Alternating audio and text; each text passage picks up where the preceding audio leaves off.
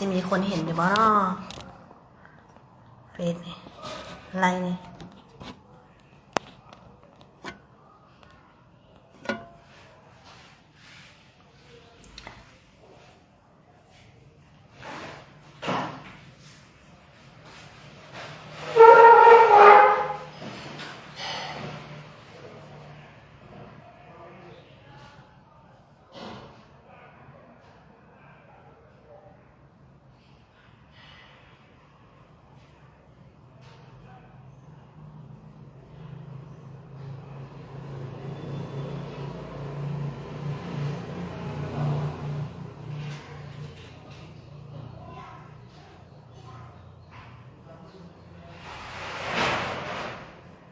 สบายดีเด้อสบายดีเด้อ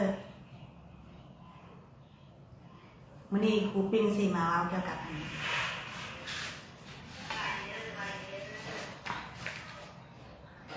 นึกว่าสิบ่มีคนเข้ามาทักทายได้เด้อ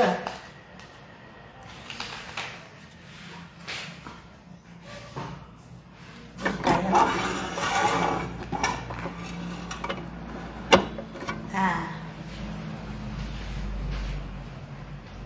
มื้อนี้สิมาตัดผักน้ำเนาะสบายดีสบายดีมื้อนี้สิมาเล่าเรื่องปลดล็อกสิ่งกวนใจและเปลี่ยนตัวเองเป็นคนใหม่ที่หารายได้ได้ดีกว่าเดิมเพื่อนว่า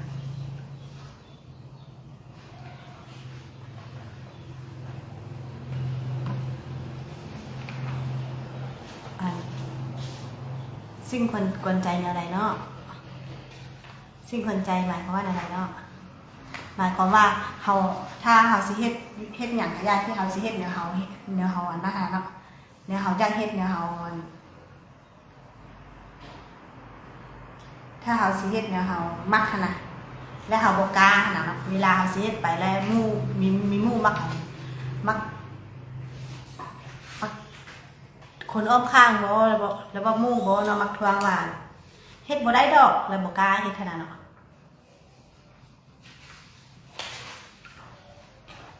มื้อนี้สิตัดผักไปนำเพราะว่าผักตัวนี้แม่นจังได้สิมันจังได้สิที่มาเว้าเกี่ยวกับโคเซของโฮเนาะมื้อนี้สิมาตัดผักที่กูปิ้งเฮ็ดอาทิตย์แล้วเนาะอันนี้เป็นผักตะเวนอ่อนผักตะเวนอ่อนที่ว่าปลูกด้วยแหน่แดงเนาะอันนี้เอาแหน่แดงปลูกทดลองเอาแหน่แดงปลูกไว้กินนี่แหละแล้วเห็นมันงามจะกามาเซให้เบิ่งเนาะอันนี้แม่นปลูกวันอาทิตย์แล้วเนาะ7 วันแล้วก็ได้กินเอาธรรมดาเอาฟุ้นหรือว่าเอาแกบหรือว่าเอาปุ๋ยมะพร้าวเนาะ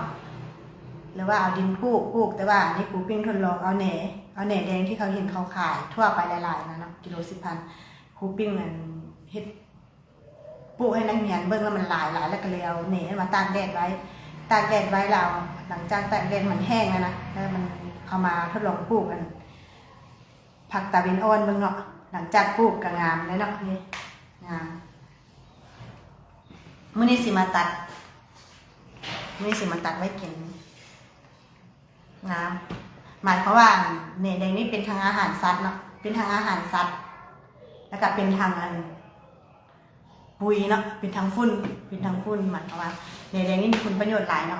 อันนี้เว้าเกี่ยวกับกิจกรรมนั้นซื่อๆหน่อยกิจกรรมที่ว่ากูปิ้งอยู่บ้านแล้วก็มาเฮ็ดไว้กินเฮาถ้าเฮามักเฮาอยู่นำอย่างแล้วเฮาก็มีความสุขอันนี้มันความสุขของกูปิ้งเนาะปลูกผักไว้กินเองแต่ว่าครูปิ้งสิมาเว้าเรื่องตัดผักไปนำแล้วก็เว้าไปนำเนาะเว้าเรื่องปลดล็อกสิ่งกวนใจนะปลดล็อกสิ่งกวนใจแล้วก็เปลี่ยนตัวเองเป็นคนใหม่ให้ได้ให้เฮาหาเงินได้ดีกว่าเก่าหั่นเนาะเพราะว่าทุกคนนี่บางคนนี่สิไปเฮ็ดหยังเฮาสิไปเฮ็ดหยังก็ย้านหมู่เว้าให้หั่นน่ะเป็นหยังเฮาจึงว่าปลดล็อกเพราะว่า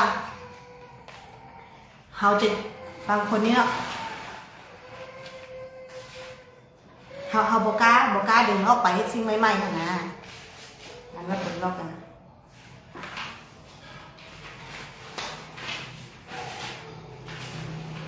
ผู้ปิ้งแขนเป็นแจ๊ไว้เนาะเพราะว่าบ่ชื่อปานใด สิมาเล่าเรื่องปลดล็อกนี่ก็เนาะเพราะว่าเฮ็ดใดเขาสิมีความกล้าหาญเขาสิมีความกล้าหาญออกมายุคนี้เป็นยุคโซเชียลใดๆเนาะยุคโซเชียลเฮ็ดใดเขาสิมาสร้างตัวเองตัวตนได้เนาะอยู่ใน Facebook อยู่ในโลกโซเชียลเนาะเพราะว่าโลกเฮา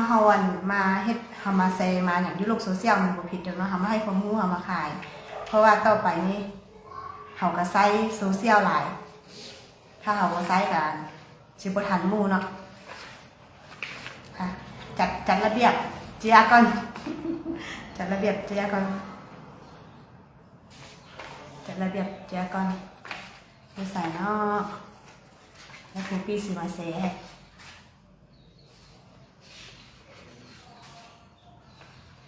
ว่าเป็นอย่างเขาจริงหัวข้อมันวิธีปลดล็อกสิ่งกวนใจ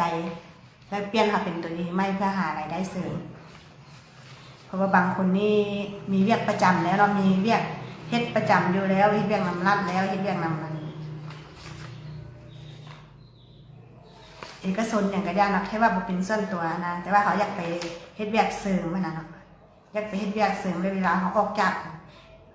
เขาสิไปเฮ็ดแล้วเขาจะมีหมู่กันเนาะมีหมู่หรือว่าคนอ้อมข้างเขาอันเราให้เขาว่าไปเฮ็ดบ่ได้ดอกนะไปเฮ็ดบ่ได้ดอกบ่มีเวลาแม่นล่ะบ่มีเวลาเฮาบ่มีความรู้เพียงพออย่างนั้นเนาะมื้อนี้ครูปิ่งสิพามาเว้าเนาะพามาให้ฮู้ว่าเป็นหยังที่ว่าเฮาไปบ่ได้อันย้อนหยังเนาะแม่น1เนาะย้อนหยังอันนี้ก็เจียขาดเนาะย้อนว่าย่านเฮาบ่เฮ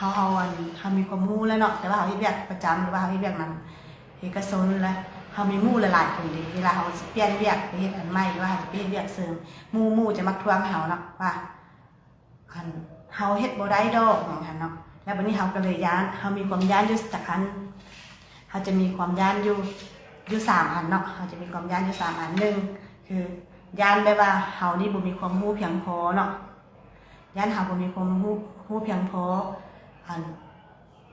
เวลาเฮาไปเฮ็ดนะย่านเฮาบ่มีความรู้เพียงพอตัวอย่างคือเฮาสิมาสร้าง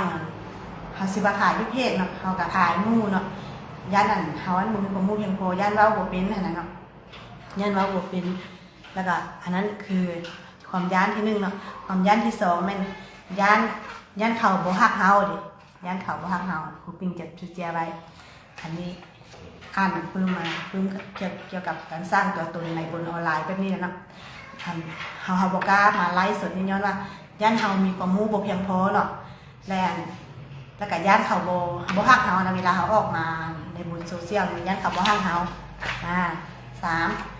ย่านบ่เข้าหมู่เนาะย่านบ่เข้าหมู่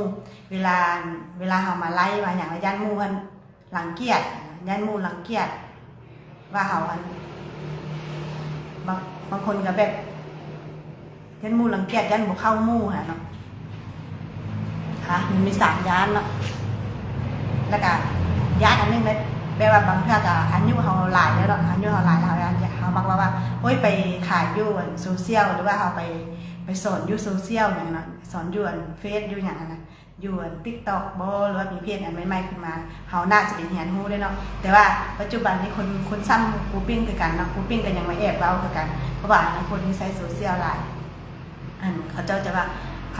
บ่ไปแล้วบ่ไปเฮ็ดแล้วอายุกลางคนแล้วถึงตัวอย่างนะอายุกลางคนแล้วเฮาไปใช้เทคโนโลยีบ่สู้เด็กน้อยดอกนะเด็กน้อยจะเก่งกว่าอันนั้นเนาะคือความคิดผิดของคนที่ว่ารุ่นครูปิ้งซะเนาะที่ว่าเห็นเพื่อนๆหรือว่าเห็นหมู่คู่เนาะอยู่นำกันที่เรียนนำกันว่าเด็กน้อยเขาจะเก่งเท่านั้นบ่ทันเทคโนโลยีนั้นเฮาคิดผิดเนาะบ่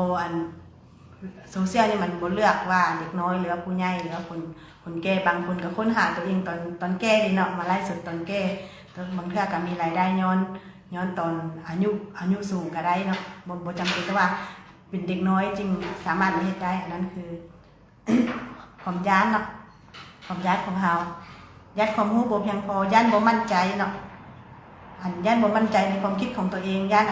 เวลาเฮามาเว้าแบบนี้นะย่านหมู่เว้าให้ว่าความรู้น้อยๆนึงหั่นน่ะเนาะ ก็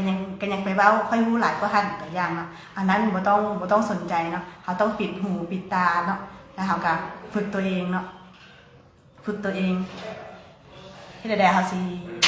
มาเว้าได้เนาะถึงว่าเขาสิบ่ได้ขายเนาะอันนี้ครูปิ้งสอนว่าตัวอย่างเขาไปขายเครื่องออนไลน์ถึงว่าสิบ่ได้ขาย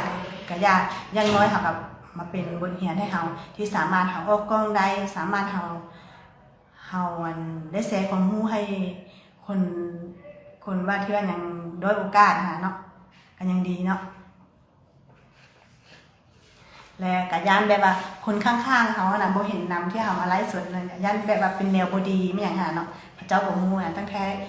เขาไลฟ์สดนี้มึงเทื่อมันก็คือห้องเรียนเนาะแต่ว่าห้องเรียนนี้เขาต้องห้องเรียนนี่กินน้ำก็ห้องเรียนนี่เขาต้องท่าเป็นวันสมมติวันจันทร์ถึงวันศุกร์เนาะเขาต้องท่าวันจันทร์วันศุกร์ก็จึงได้ขึ้นห้องหรือว่าพอวันจันทร์วันศุกร์แล้วก็ต้องมีชั่วโมงอีกเขาบ่มีโอกาสนำมาแชร์ความรู้หรือประสบการณ์ต่างๆนี่นะให้คนบางคนที่ยังด้อยโอกาสบ่ได้บ่ได้เรียนเนาะบางทีอยากรู้เนาะบางคนก็อยากรู้นะแต่ว่าบ่มีโอกาสฉะนั้นเนาะครูปิ้งมาฝากเนาะถ้าว่าผู้ใดมีความรู้มีความรู้แล้วมีที่อย่างย่อข้างตัวเองที่ว่าเห็นว่ามันเป็นประโยชน์ให้สังคมแล้วเป็นประโยชน์ให้เพื่อนๆเนาะส่วนหลายคนอย่างนี้นี่จับโทรศัพท์เลยเนาะจับโทรศัพท์แล้วก็เปิดเบิ่งเนาะมันมีเปิดเบิ่งบางคนก็จะเป็นคนสร้างเนาะเป็นคนสร้างเนาะบางคนก็เป็นคนเสพเนาะอยู่บนเฟซนี่จะมี2อันเนาะบนออนไลน์นี่มันจะมีอยู่2อย่างผู้นึงเป็นผู้สร้างผู้นึงเป็นผู้เสพถ้าว่าผู้เสพนะเขาจะเสพเอาความรู้เนาะแต่บ่มีผู้สร้างมันก็จะบ่มีความหมายเนาะเขาต้องมีผู้สร้างเวลาเขาสร้างอยู่เฟซก็มันมีผู้ที่สร้างไปด้านดีแล้วก็ด้านลบเขาก็เขาต้องเลือกเส้นในด้านดีอันนั้นครูปิ้งมาฝากเนาะวิธีปลดล็อกกับไปว่าวิธีปลดล็อกหมายความว่าสามอย่างที่ครูปิ้งเล่ามาว่าเขาย้านเขาบ่ฮักเนาะย้านอย่างที่ครูปิ้งเล่าเมื่อกี้นะย้านเขาบ่ฮักย้านบ่มีหมู่เนาะย้านบ่มีความพร้อมเหมือนนั้นเนาะมี3อย่างนะฉะนั้นวิธีปลดล็อกกับหมายความว่าเราจะเสื้อเนาะจะเสื้อเรื่องเดิมๆเนาะต้องเสื้ออันใหม่เสื้อตัวเองเนาะเพราะว่างานนอกจากงานประจำดินอกจากงานประจำในเวลาว่างเราก็สามารถมาสอนได้มาแชร์ความรู้ได้แชร์ประสบการณ์ได้เนาะอันนั้นครูปิ้งมาฟังเนาะเกี่ยวกับการปลดล็อกตัวเองเพราะว่าเวลาเขามานี่เนาะเวลาเขามาไล่มาอย่างเวลามู่คอมเมนต์มาเขาจึงสิฮู้วิธีเปลี่ยนแปลงของเขาในเวลาเขาล้มเหลวจึงฮู้ว่าอันนั้นเป็นบทเรียนของเขาเนาะครูที่ดีที่สุดก็คือเวลาเขาเฮ็ดอย่างบ่ประสบผลสำเร็จอันนั้นเนาะประสบการณ์เขาเป็นบทเรียนให้เขาถ้าว่าเขาบ่เฮ็ดหยังเขาบ่ผิดหยังกับหมายความว่าเขาบ่มีประสบการณ์เนาะเขาลองผิดลองถูกอันนั้นคือเป็นบทเรียน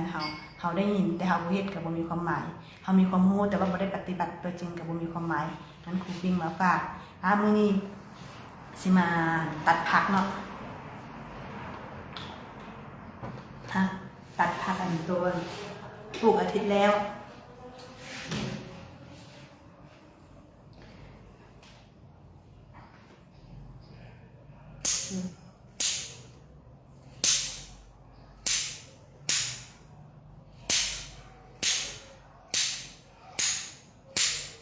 นี่